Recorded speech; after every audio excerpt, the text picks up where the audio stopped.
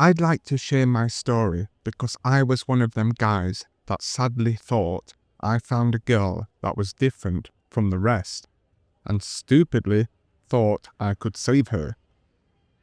Thailand can be a wild trip, and the nightlife and the things people get up to, let's be honest, it's the reason a lot of people book their flights in the first place.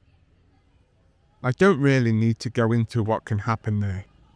I'm sure you have all heard the stories before or experienced it yourself. There are millions of stories out there, the good, the bad, and the ugly.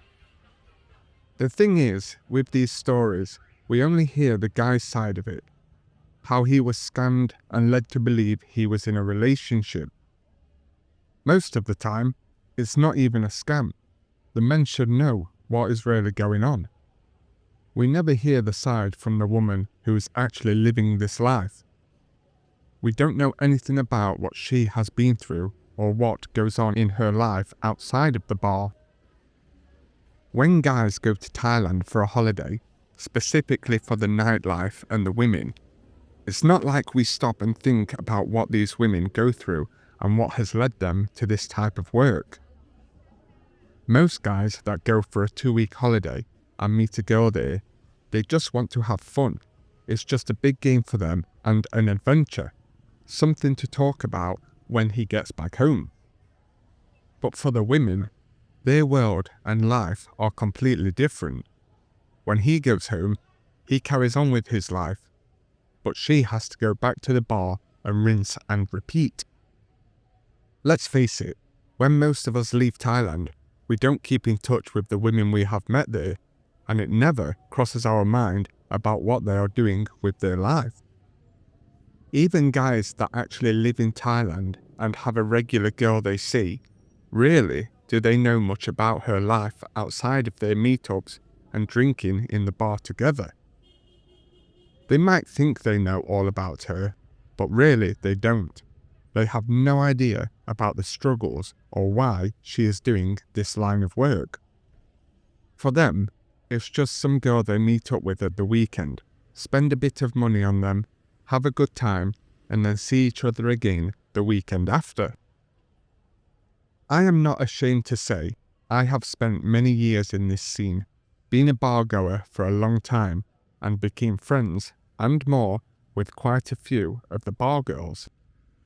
A common theme to why these girls do what they do and end up deep in the Thailand nightlife industry has a lot to do with the Thai males in their life and their families.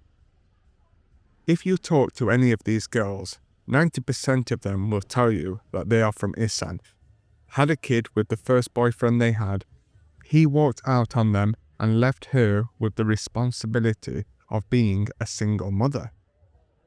Then one way or other, the girl's parents will take care of the child while she goes off to find work in the busy cities, and that is how they end up working in the bars. She carries the burden of taking care of her parents and children, even if it means doing a job that she never imagined herself doing. Not every girl is in the bar because they want to be. Some really do have no choice. And without an education and a university degree, it's difficult to get the most basic of jobs in Thailand. As for the younger ones, a lot of them like the lifestyle, the money, having fun with friends. It's an adventure to them. But doing this every night for months on end soon catches up with them, and the fun and adventurous lifestyle soon fizzles out. Sorry if I bored you with that introduction, but I just wanted the listeners to get a feel for how I felt and what I got myself into. So let's start my story with an introduction to this girl. For my story, I will name her Joy, because at one point she did bring joy into my life. She is someone who just stood out to me one night as she walked through Soy Cowboy. There was something about her, something that caught my attention beyond anything else. I was just sat at one of the bars there, people watching, and then when she walked by, I couldn't take my eyes off her.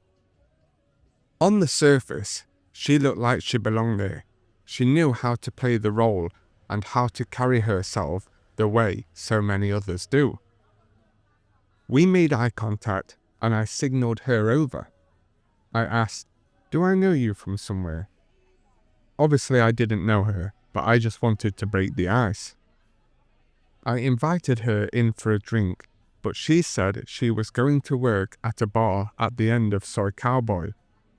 But I could join her in half an hour once she got ready if I wanted to. It was a no-brainer for me. I sat there, nursing my drink for 30 minutes, and then off I went to see her. She had a similar story to the girls I mentioned earlier. She had a kid that her mum looked after, and she worked to support them. The only difference is that her mum and her daughter lived in Bangkok, and not Isan. Like many other girls I have spoken to, Joy planned to leave the scene as soon as she could. You hear that a lot from these girls, that they are only working there to make enough money and then are going to go back home. But that rarely happens. Trapped by money, the routine, or simply the lack of better options. The only difference this time is that I actually believed Joy, and that would be my first mistake. There was something different about her, so I thought. She just seemed like she really did believe this would be temporary, and she'd leave as soon as she could. She told me that she had only worked on Soy Cowboy for a few months, and from what I could find out, that was actually true. Weeks went by after our first meeting, and we actually got pretty close, to the point where I was encouraging her and helping her take a different path in life. She did try and play the game a bit with me at the start. The odd requests for small amounts of money to pay this bill or that bill, but it was nothing major. I don't know why, but at the time I felt like I could save her from this life. I never felt like that before, but now I know what it means when people make fun of others for saying, "My girl is different." The more time we spent together, the more I learnt about her life and her goals. We had been talking for a few days about how she can get out of that scene and still earn money, eventually going back to university, which was really the goal for her. Slowly but surely, she did start taking steps in the right direction. Since I met Joy, life was pretty wild and crazy with her. We would see each other every weekend and sometimes in the week, either going somewhere and getting a hotel or just going out and having fun. She was 10 years younger than me and still had a lot of partying in her. Me, on the other hand, I've seen it all before and got the t-shirt, so I'm easily pleased with a bottle of wine in the hotel. She did like to have a drink, but she was one of them people that got extremely annoying after drinking. So when we used to go out, we wouldn't have much before we would call it a night and head back to the hotel. Anyway, one weekend before we settled in for the night, Joy had something she wanted to tell me, her soon-to-be new workplace. To my surprise, she told me she was leaving the go-go bar job on Soy Cowboy, and she was going to be a waitress. It was all part of the promise she had made to me that she was done with that lifestyle. I know being a waitress does not pay well, but I believed that she wanted to do this because she couldn't stand working in the bars. She was trying to turn a new leaf, and I wanted to believe she could. She wanted to get some proper qualifications, find a stable job, and finally break free from the cycle that trapped so many girls in the nightlife industry. I was proud of her. She was trying, and this was a step in the right direction. The next step was finding her a place to live. Somewhere actually nice and not a room with 10 of her bar friends cramped into it. She had a couple of areas in mind for her new place. Sukhumvit Soy 11, where rooms went for about 8,000 baht per month, and a cheaper area in Onut. So we started with the budget option and headed over to Onut BTS. There was another problem with Joy. She still dressed like a bar girl, even though she did not realize it. But anyone, especially foreigners that looked at us together, it would scream bar girl and customer. She was still wearing her short black skirt that she wore the night before when we went out, so you can imagine the type of looks we got. So that was the next step I had in mind for her. Show her how to stop looking like a bar girl and look like a normal girl. Anyway, we found some places in Onut that were fairly cheap, but we could not get hold of the landlord from the number provided. So the next step, we headed to Sukhumvit Soy 11 to see if they still had places available. We headed right to the back of Soy 11, where there were a lot of condo blocks.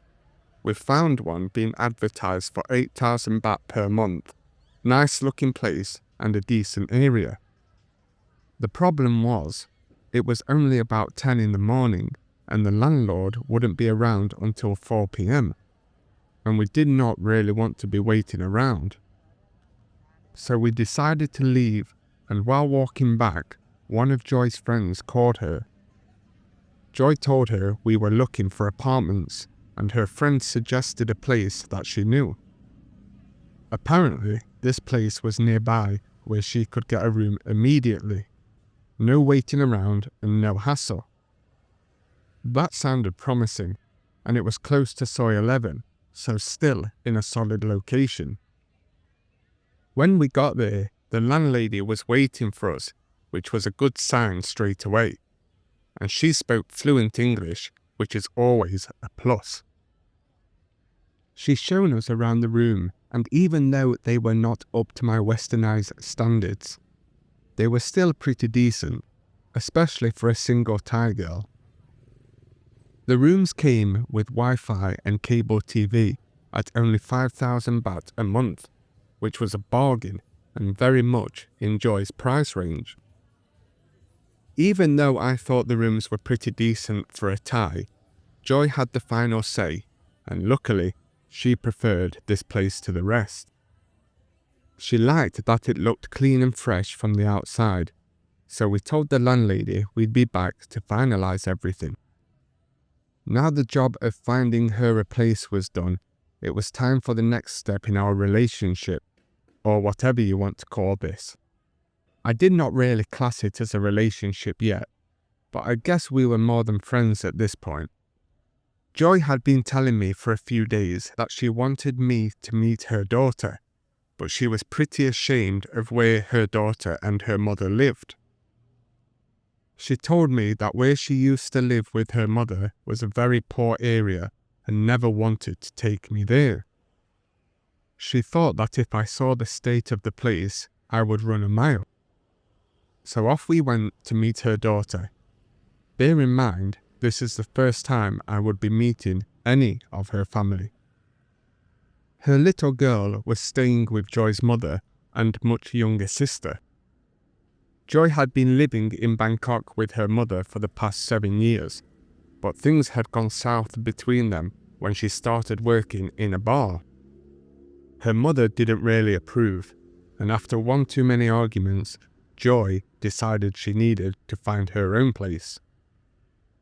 Although her mother did not approve of her daughter working in the bar, she didn't seem to mind accepting the money that she made from it. Once we got there, I was expecting it to be a small room where there is like 10 other people, just how Joy lives now with her go-go friends all in one room. However, nothing could prepare me for seeing how her mother actually lived. As the taxi turned off the main road, I felt like we were driving straight into a demolition site. There was rubble everywhere and a few makeshift houses, the kind you see under bridges and in other poor areas. One of those was Joy's home. And let me tell you, gentlemen, when you see these bar girls, these supposed beautiful goddesses, in their glamorous dresses, draped in makeup and smiles, it's easy to believe the illusion. It's all part of the show. They may look the part while they are out at work, but the state of some of these places they live is actually insane. It goes back to where I was saying that people really have no idea the background of these girls and what they have to go back home to when their customer leaves. Back home in our countries, when we say we are broke, it just means that we need to cut back on spending a bit, or maybe push our next holiday back a few months. But in Thailand, when they say they are broke, it means they have 100 baht in their pocket and have no idea what they are going to do tomorrow. I have noticed this is why Thai people are not very good with money. Most of them live for today and have never been taught how to save money. They are not good with responsibility when it comes to saving money for a rainy day. And those girls that have deadbeat Thai husbands or boyfriends that have never worked a day in their life, a lot of the time the money will go to them, leaving the girls with not much for themselves. If they have a child that is being looked after by family, which 90% of them do, then the money will go to them. So some of the girls do make good money at work, but it's soon gone. And those that do not make good money at work, well, I feel sorry for them because they have absolutely nothing. Anyway, back to Joy's house where her daughter is staying. Well, I can't really call it a house, it's more like a shack. It was like a self-made little room put together with scrap wood and metal sheets, with sewage running behind it. Me, you, or probably anybody listening to this could never live there. It was really something heartbreaking to see. And to add to that, there were 4 people living inside this shack, 2 of them being young. There was no bed, just a thin mat on the floor, no couch, no table, no chairs. The only furniture was a couple of old cupboards where her mother kept clothes and other belongings. Again, the saviour complex came over me, and this was the turning point for me and Joy. We left her old place behind and took her daughter, an absolute sweetheart of a kid by the way, and we headed to Tesco Lotus. I wanted to buy Joy a housewarming gift, and the fact that the apartment came with cable TV, but no TV, I decided to buy her that. Just so Joy and her daughter had a little bit of entertainment when they were home. While shopping with Joy and her daughter, we actually looked like a family, and I would be lying if I said I did not like that little feeling. We also went shopping for some non-bar girl clothes, so Joy looked a bit more respectable now, even in just a basic shirt and trousers. She no longer looked like she had just come from long time with a customer. After we had got clothes, a TV, and some accessories for the apartment, we headed back to her new place to finalize everything. Luckily for us, we had a good landlord, which is rare to find nowadays. She promised that the room would be freshly cleaned and sorted within a few hours, and we could move in very soon. Finally, Joy had a new home, new job, and things were looking up for her. I covered the deposit for the apartment. I also agreed to pay her rent and give her a little extra cash each month to make up for the money she would be missing out on. I also agreed to give her money each month to put away for her daughter, with the agreement that she will show me transactions that her daughter's money is in a separate bank account, safe from spending. That is my limit on what I will do to help her, and she knows this. She knows I'm not here to fund her life or her lifestyle, just giving her the little jump start that she needs until everything falls into place. This is about Joy finally getting out of the life she never wanted, about going back to university, working a normal job, having a place of her own for the first time in her life. I thought maybe, just maybe, that this was the fresh start that she needs. But I am sure you can see where this is going. To the surprise of probably nobody listening, I was completely wrong. I thought I had her figured out. Despite her go-go bar act, I believed there was a real girl underneath, someone who genuinely wanted a way out, and that's why I helped her. Not with crazy amounts, like some guys who are throwing 20 or even 50,000 baht a month at their so-called girlfriends, just 10,000 a month at most. Anyway, everything went pear-shaped when I decided to show up at her new job on the first week she was there, just to see how she's doing and keep her company. The plan was simple: stay until she finished at 2 a.m, then leave together. But the moment I walked in, I knew something was off. The so-called restaurant that she said she was now a waitress in wasn't really a restaurant. It was more of a club that also served food. And she wasn't a waitress. In fact, she did not even work there. She was actually freelancing there, getting lady drinks and entertaining customers. The new clothes that I had bought her were nowhere to be seen, and she was back dressed the way she was when she worked on Soy Cowboy. At first, she seemed happy to see me, but that changed fast. The second she realized I had caught her lying, the mood flipped. She got really angry and started shouting at me in front of the customers. It felt awkward, but she did not realize that lying to me about her being a waitress would have caused a problem. I don't think she ever expected me to come to the so-called restaurant to see her. I also think she had a bit too much to drink, because while everyone was looking, she was still shouting at the top of her voice, to the point where one of the staff members told us to take it outside and talk. We ended up outside in a full-blown argument. She was yelling, saying she didn't want to talk to me anymore, acting like I was the villain. I tried to explain to her that just 2 days ago I had helped her move into a real home, but she was having none of this. After everything she told me about hating the go-go life, about wanting a fresh start, I had believed her. I had trusted her.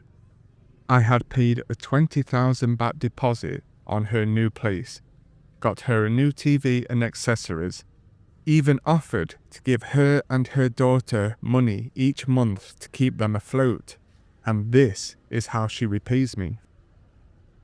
I walked away from that argument feeling like a total mug. I can't believe I actually fell for one of these girls and thought I could help them. In the end, she was different from the rest. She played the game better than the rest. All the years I've spent in this scene, I have never been taken for a ride until then. And I allowed it to happen. So stupid. I never did see Joy again after that night, but I did hear from her, and I bet you can guess the reason why she contacted me. She texted me saying that the rent was due. Also, her family needed help, and so did her daughter. I told her that I am no longer willing to help her, that she did this to herself by lying to me about her work. She had it in her head that I was still going to help her and that nothing had changed about the way I felt.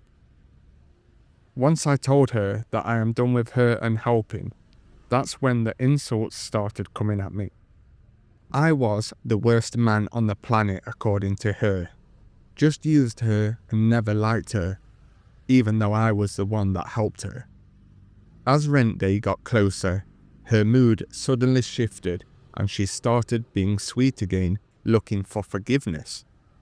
She apologized over and over, saying she had been a bad girl and wanted another chance to prove herself to me that she has changed. But it was too late. I had already learnt my lesson, and I wasn't going to be taken for a fool again.